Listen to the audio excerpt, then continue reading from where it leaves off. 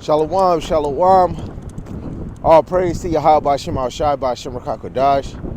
Yahweh is the Most High God, and Yahweh Shai is who the world ignorantly calls Jesus the Christ. I want to give double honors to the apostles and the elders in Great Millstone who've been ruling well through the Spirit, teaching His word and believing His word to the best of their ability. Lord willing, the Most High can continue to put in their spirit to endure. And a mighty shalom to the hopeful elect scattered four corners of the earth, in and out of congregations that's teaching His word and believing His word. Lord willing, the Most High can continue to put in a spirit to endure. Shalom to the wise and the single sisters. Lord willing, the Most High can continue to put in your spirit to be believers of His word. We continue to pursue to be a loving and silent, virtuous wife. And Lord willing, the Most High have mercy on the other brothers and sisters that's not in the faith. Right? So, we're going to get into some reading. You know, Lord willing, you edified. So I chose First Esdras, the 3rd chapter. You know, to me, the main point is verse 12, you know. So let's read it.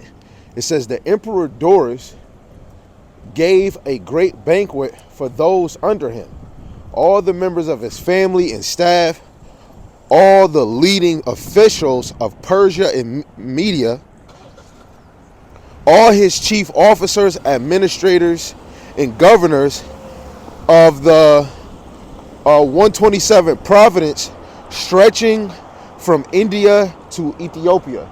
Oh yeah, and I wanted to say I'm reading this in the Good News Translation. This app don't have it in the KJV. So I was trying to make it more plain upon tables for y'all. So Lord willing, you can pay attention, right? So 127 provinces stretched from India to Ethiopia. When everyone had enough to eat and drink, they left, and Doris went to bed. He fell asleep, but soon awoke. Then the three young men, right, because this goes into the contest, is proposed. When the three young men who served the Emperor Doris as his personal bodyguard said one to another, let each one of us name the one thing that is considered the strongest thing in the world. Wait, hold on. The emperor will decide who has given the wisest answer to this question and will give magnificent gifts and prizes to the winner. He will wear royal robes, drink from a golden cup, and sleep in a gold bed.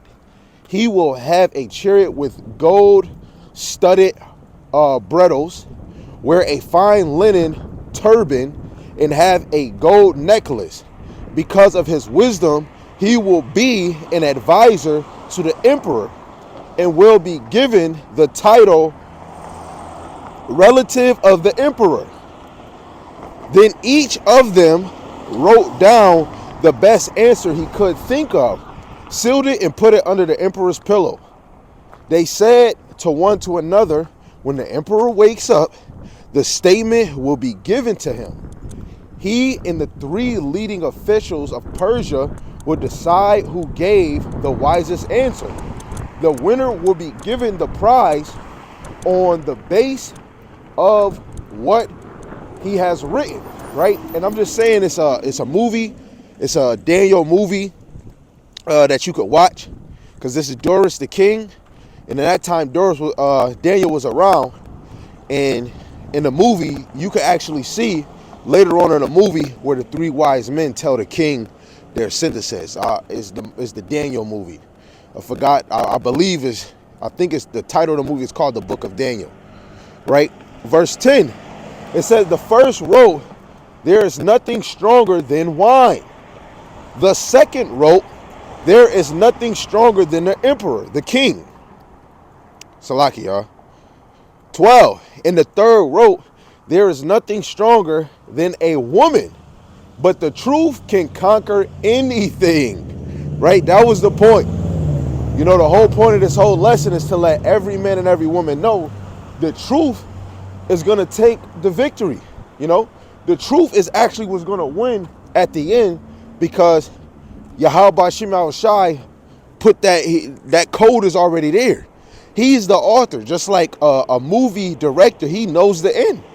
He has to give out the script, right? We've been given our script. We don't know everything, but we got the scriptures was going to be planned out to be, right? Through the prophecies, right? The truth take away the victory.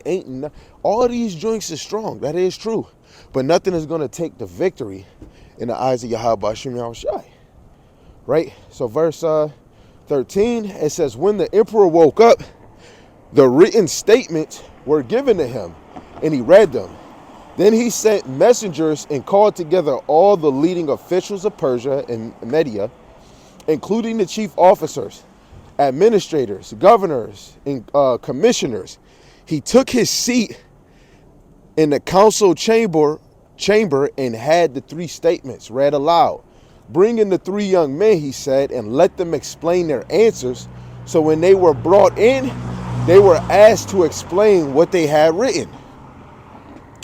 Now, the first one is wine, right? The speech about wine. The bodyguard had written about the strength of wine, spoke first. Gentlemen, he began, wine is clearly the strongest thing in the world. It confuses the mind of everyone who drinks it. It has exactly the same effect to everyone, king or orphan, slave or free, rich or poor. It makes everyone thought happy and carefree. It makes everyone forget every sorrow and responsibility.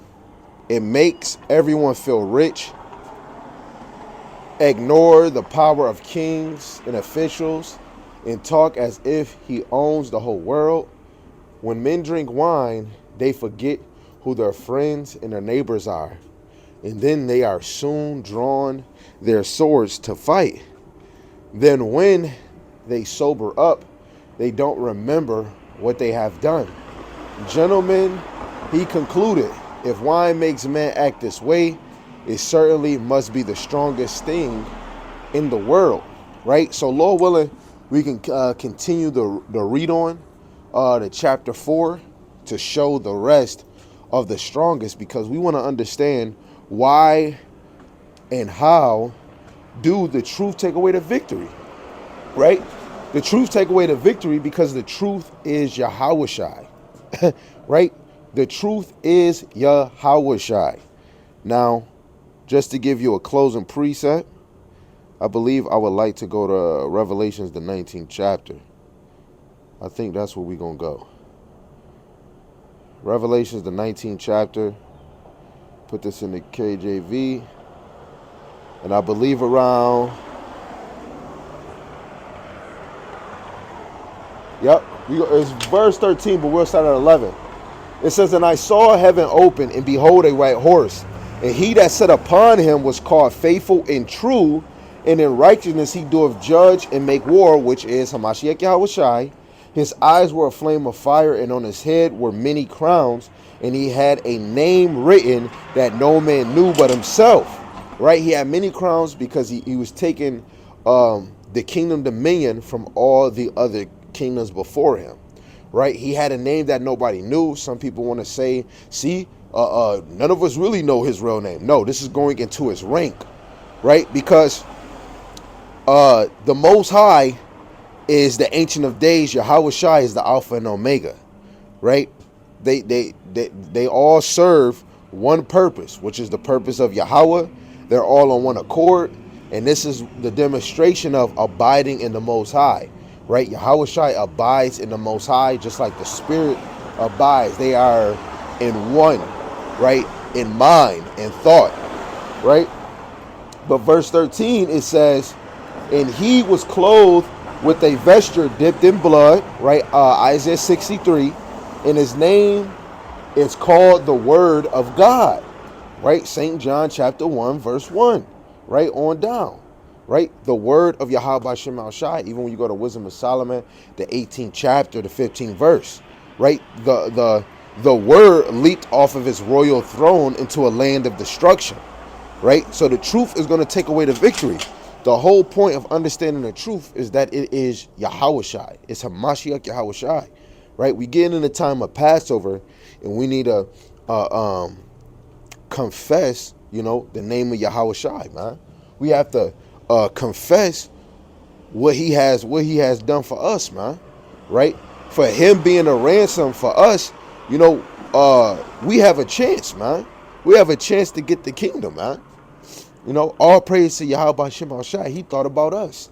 And he's the only way that made this plan, right? So let's see how the truth take away the victory, right? And then Lord willing, at the end of all these readings, we can, really get deeper with the precepts. So Lord willing, the Spirit is upon me to read 2nd Esdras, the 4th chapter.